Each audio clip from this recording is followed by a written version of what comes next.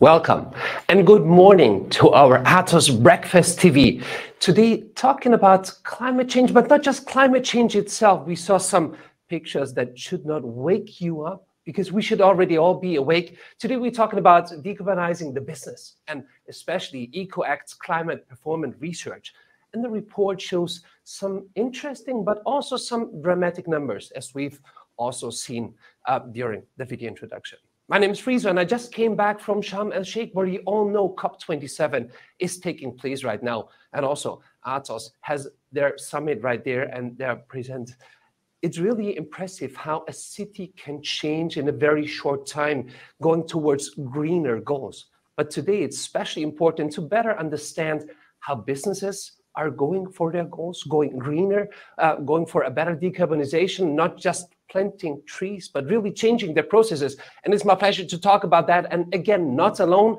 Welcome, Munich. Hi, Martina. And you see, you already have a guest at your couch.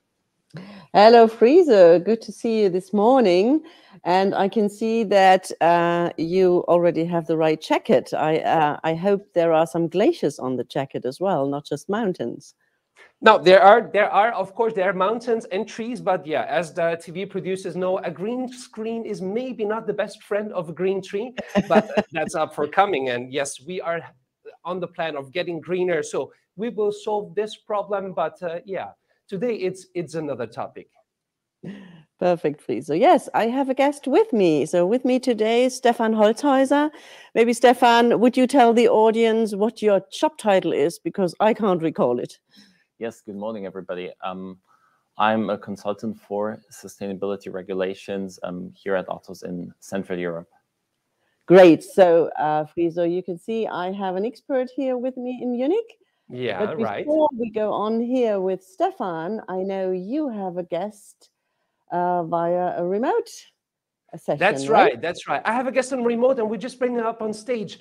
Stuart Lemon, the CEO of EcoAct, and EcoAct is quite an important company. He will tell us a little bit more about that. Hi, good morning, Stuart. Great that you can join us. Hello. Good morning, Friso. Thank you very much for having me. Yeah, that's absolutely. We're looking so much forward to your part, talking about the details of the report. But yeah, let's see where we are going. So opening question would be, we have seen some challenging numbers on climate change. Stuart, can you please introduce EcoAct? We talk about that and why is EcoAct working together with Atos? What is the correlation on that? And for example, what are the key findings, and especially how can businesses go better and faster for driving the change? Because I also found out because of your report that the numbers of most of the businesses are not quite as fast pacing as they should. Yeah, we're hearing about the 1.5% or Celsius degree change. How far are we, and what do we need to do? I know time is running. Absolutely, yeah. And I think your introduction video there sets the scene very nicely. We know that we've had some very significant climate events in the last year, referencing droughts, referencing floods. We've seen the same again in 2022. 2022 is on track to be the hottest year ever. We believe the last 8 years will be the hottest 8 years ever. And most people now have had some experience of the impacts of climate change. Here in where I live in the UK, we had a heat wave in the summer and it reached 40 degrees, which is not just a few points of a degree above where it's been before. It was blew the record by 1.5 degrees. It was really quite alarming. So we know that the situation is very urgent, and we know that we, society, business, needs to do something about it. And I guess that's really where EcoAct comes in. EcoAct is a specialist climate change consultancy and a carbon offset project developer. We have been around for about 15 years. We were bought into the Atos group just over 2 years ago, really to help bolster and add some momentum into the offering that Atos has around decarbonization.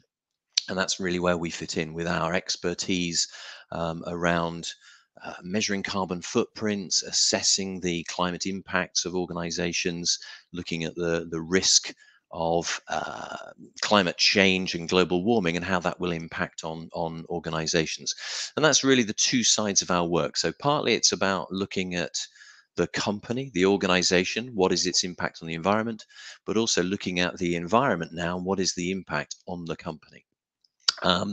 So for about 12 of those 15 years that EcoAct's been around, every year we produce a report, a piece of research. This year, 12th year of our climate reporting performance report. And the reason that we set this up originally, and it's still the reason that we do it, is that we want to identify best practice in organizations that are doing good work in terms of recognizing and tackling climate change. So we do that by analyzing what leading organizations publish in the outside world so that they can share their performance with companies. So that might be in their sustainability report, it might be in their annual report, it might be on their website, it might be through some of their responses to various voluntary reporting channels. We look at the top 20 organizations in each of the key indices where we operate. So CAC in France, DAX in Germany, Dow in the US, FTSE in the UK, FTSE MIB in Italy, and the IBEX in Spain. And because we've done for 12 years, we've done all of the FTSE, we look at the full FTSE 100 as well. So we're looking at nearly 180 companies in total.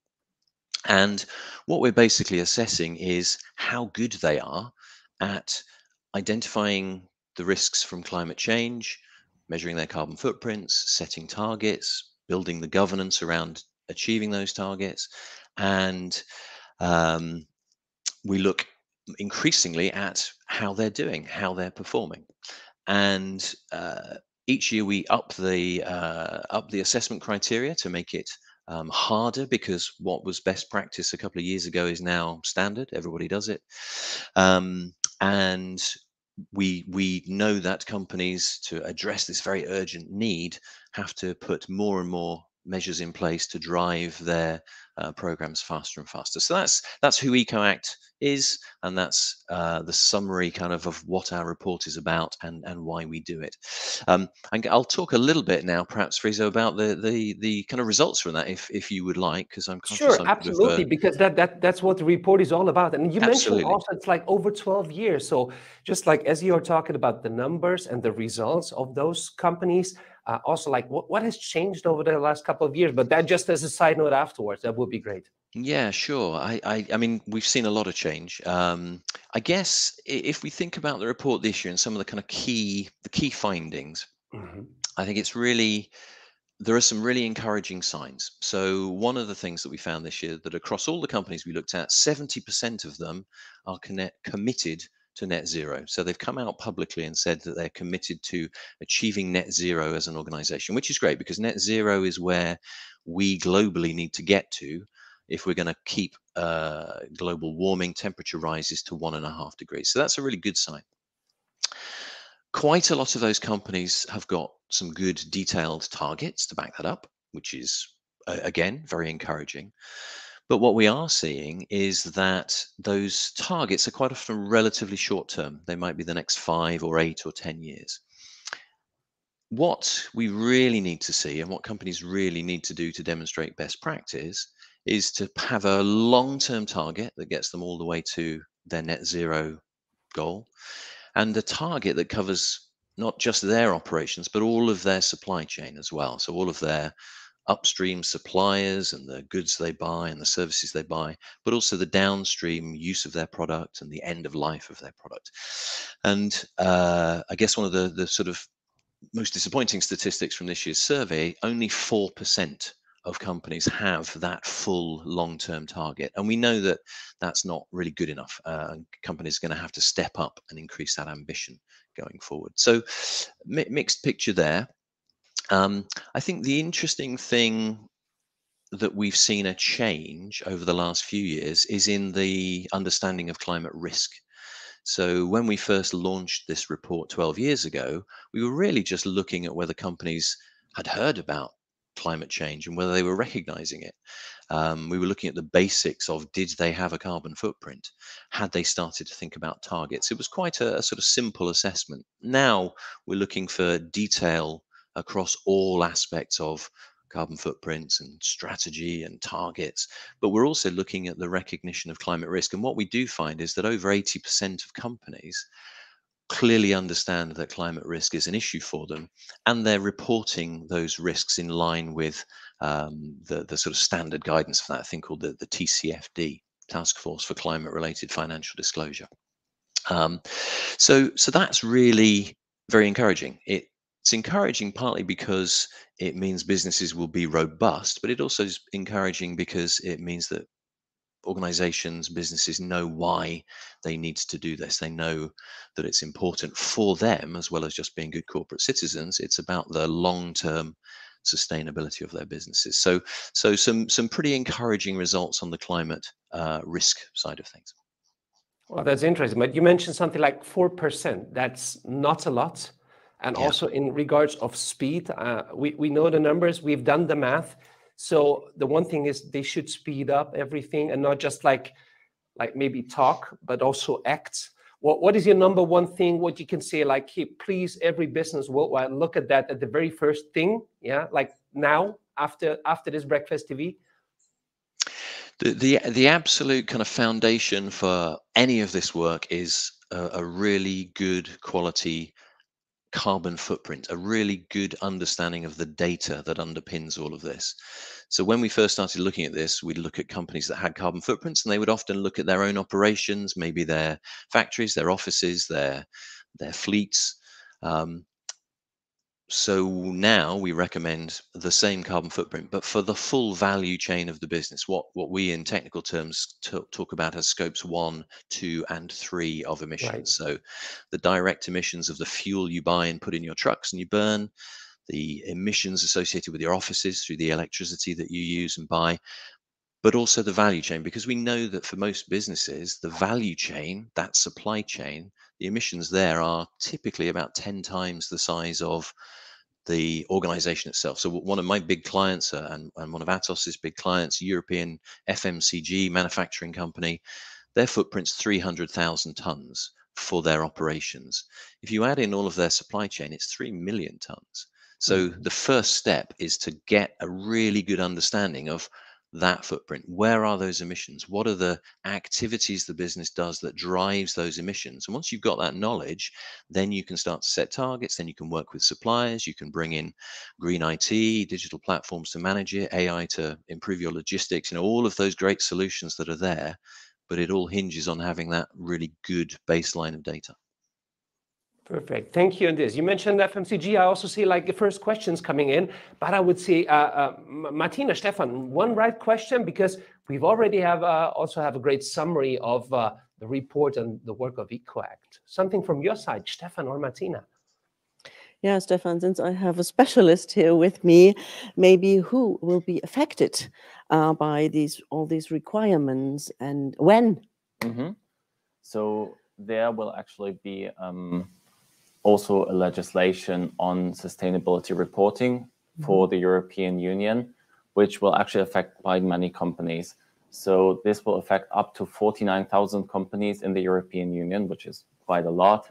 And in very simple words, all large and listed companies based in the EU will have to publish a sustainability report covering all the information that Stuart has just mentioned. If we go a bit more into detail, we can see that those companies that have more than 250 employees and a turnover of more than 40 million euros, as well as asset sheets of more than 20 million euros will be affected, which sounds like a lot, but it actually isn't. And all publicly listed companies, even including small and medium enterprises. And the implementation will take place in different steps, starting in the year 2024, for those companies which are already affected by the current non-financial reporting directive. Then the year after, all other large companies will follow, and then in 2026, even small and medium enterprises, but but they will see some softer criteria so that it's actually feasible also for them to comply with this legislation. So are there strict rules and goals? Friso, do we have another video? Well, yeah, we do have another video. I just wanted to bring it up, but Stefan was already going into the topic right away. It's because the regulations.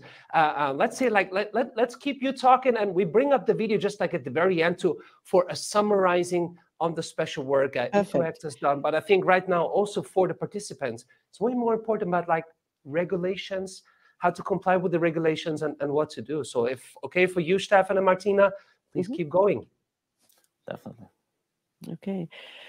Yeah, why should companies comply with these directives?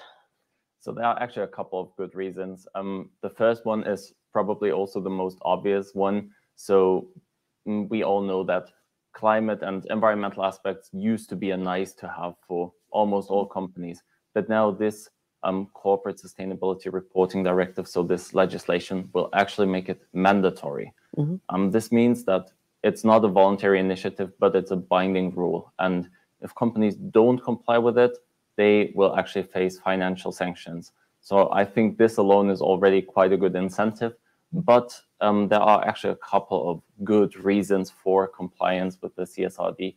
And I think particularly important is the connection of sustainability and access to finance, because the affected companies will have to publish a comprehensive report. And this report is supposed to serve as an information basis for potential investors, so that they can invest in those companies with the best sustainability performance. And this means that this law will actually link sustainability reporting to access to finance and is therefore extremely relevant for all affected companies.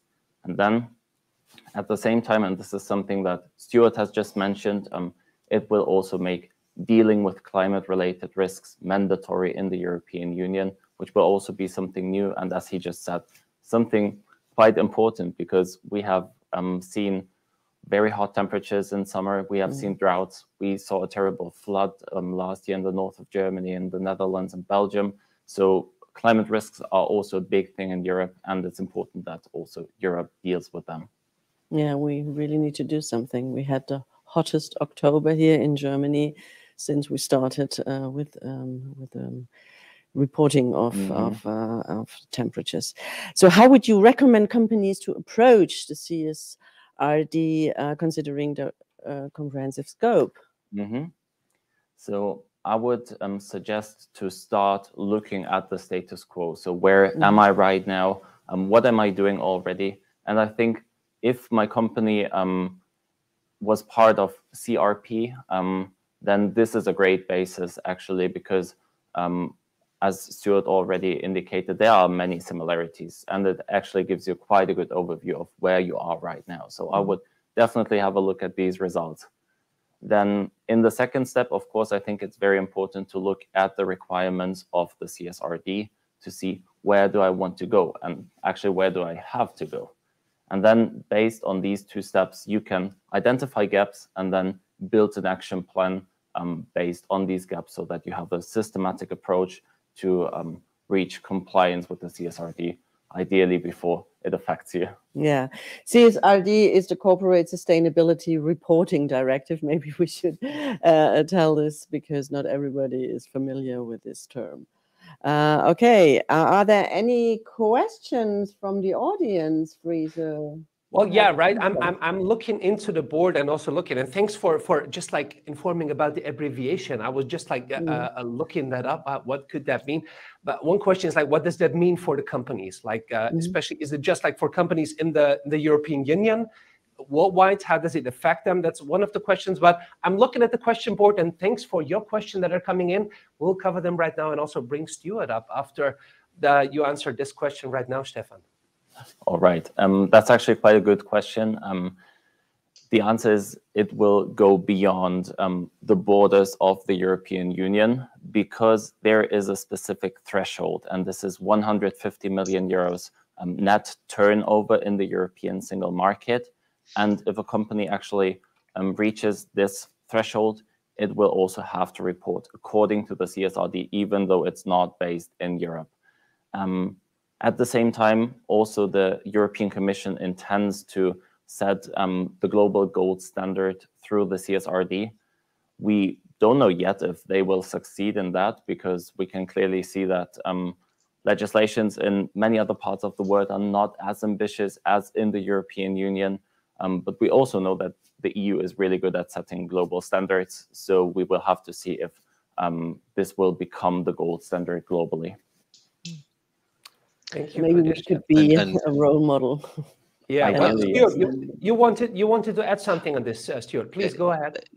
Just to add a little to what Stefan's saying, you know, we've already seen in the UK mandatory reporting of greenhouse gas emissions. Laws came in this year around the reporting of climate change risk in annual reports. We're also seeing a similar set of regulation being implemented by the SEC in the United States. Again, carbon footprint reporting effectively, and also climate risk reporting. So not quite as comprehensive as the CSRD in the EU, but it's coming in most territories. Okay, thank you for this and that answer. For now, it's like we hear a lot about regulations, and we've also spoken a little bit like where to act. It's now about like regulations, reporting, so a lot of paperwork, so to say. It's what activities? It's like what are the ways coming from like reporting and writing down and setting ambitions to really acting? And I know I keep asking that questions because I say like, well, the time is running, and the time doesn't say, oh, well, they're working on their reporting right now to make that better and just like include every one of the scope 3 values that should be included, which still brings us to the points that in a year's time of now, where the next report is coming up, we say, oh, now we have better reporting numbers, but nobody has really done anything. So that's just like, what's the thing on going into action? And on the other hand, what keeps businesses from getting active? Yeah, I'm happy to have a go at that. It's quite a big question. I think. I know. I'm sorry for this, but it's no, like not at all. Time's running. It's an important question. I'll try to answer it relatively quickly. I think carbon reporting, climate change reporting used to be the job of a department, the sustainability department, the environmental department. What we've seen with net zero, particularly, and corporations adopting net zero targets and adopting targets across their organizations, is it's no longer just the responsibility of the sustainability team. It now becomes the responsibility of every part of the organization. So if you're going to get to net zero, you have to reduce your emissions across all of the value chain of the business by 90%. So that means every purchasing decision has to be looked at, every design decision, every piece of logistics, every piece of manufacturing, every piece of service delivery. They will all have to change to remove emissions from the activity. So this becomes everybody's job. So where we see action and the best practice companies that are listed in the report, those are the ones who have very, very deep programs of activity right the way across their businesses, driven by a good carbon footprint to start with, good governance, good strong targets, but making it everybody's responsibilities and really driving the activity to make change. Because as you say, we don't have long. Yeah, we don't have long, and also like looking now, just like going over to the question, because we plan to be right on time. Maybe I just can bring up, and that's one from Peter. I'm saying I'll just bring it up on stage, and I don't know who can take it, but that's a clear statement. We heard about regulations and things to do. It's like dependency on gasoline should come to net zero, and a high level of renewable energy resources should be increased to a greater extent. That's also broad, and it's also a broad sentence. Is that possible? And if so, how? Stefan, would you like to take that? And then Stuart? Yes, thank you. Okay, so at first, I think this is a statement which, of course, makes sense. So, of course, we need renewable energies for our transitions. This is very important. And I think what we have seen in the last couple of months, also the geopolitical developments have also made this clear from an economic point of view. So I hope that despite all the terrible things happening in certain parts of the world, that this at least has the effect that we speed up renewable energies, because this is actually something that is really necessary for our transition. So from that point of view, I would definitely say that this statement that we have just seen from the audience is right, and I would totally support that.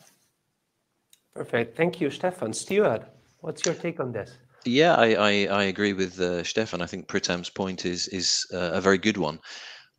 We have to end our dependency on fossil fuels, and the best way to do that is to very rapidly transition energy to renewable energy.